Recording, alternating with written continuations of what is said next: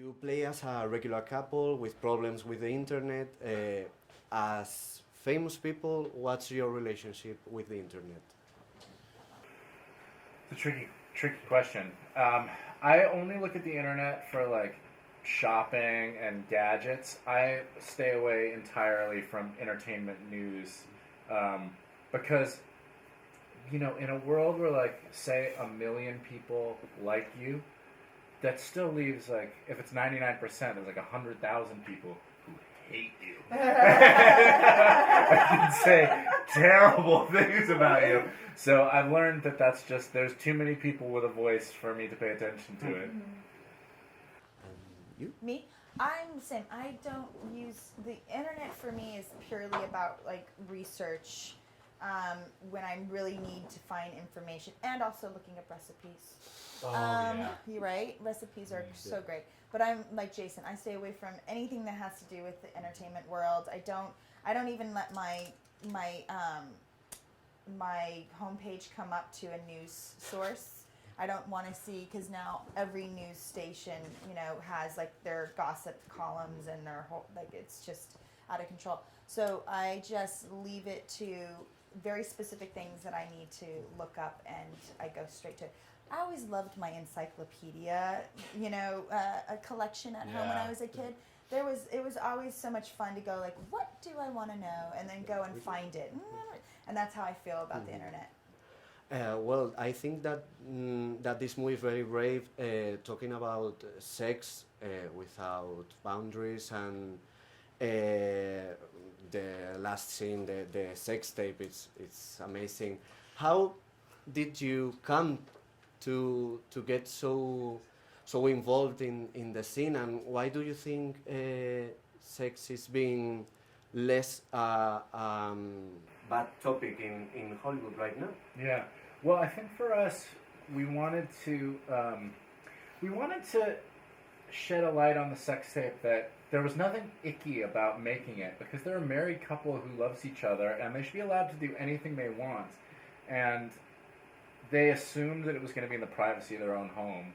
So we showed a couple really going for it, that never expected it to ever be seen by anyone else. And I think that's where the funniest stuff comes from, is when you don't intend for there to be an audience. And also in the rated R movies that are very successful right now, why do you think movies are open to say things that in the past they were so afraid? I think the world is changing, period. I mean, there's really no way to censor anything anymore. We have access to everything that's happening in the world in the palm of our hands, no matter how old you are. Every child has a phone. I don't care if parents think that they're restricting their children from seeing things. They're absolutely not.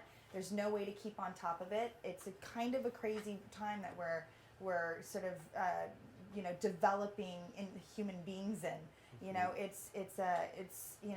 We think this is a fairly responsible movie compared to what is out there in the world, that children have access to and that human beings have access to. We really tried to make something that is heartfelt and a love story between two people, and address real issues within marriage, but also show that when you're in a loving, committed relationship, that there are really no boundaries for what you should be able to find, safety in with one another. And what the movie touches on exactly what you're talking about, and that something that you thought was private, in an instant, with one wrong click, can end up in the hands of the entire world. And that's the world we live in today, is that there's nothing really private, and people are increasingly giving themselves away, and these two people foolishly thought that they could hold something private that is sacred to them, nope, it don't work.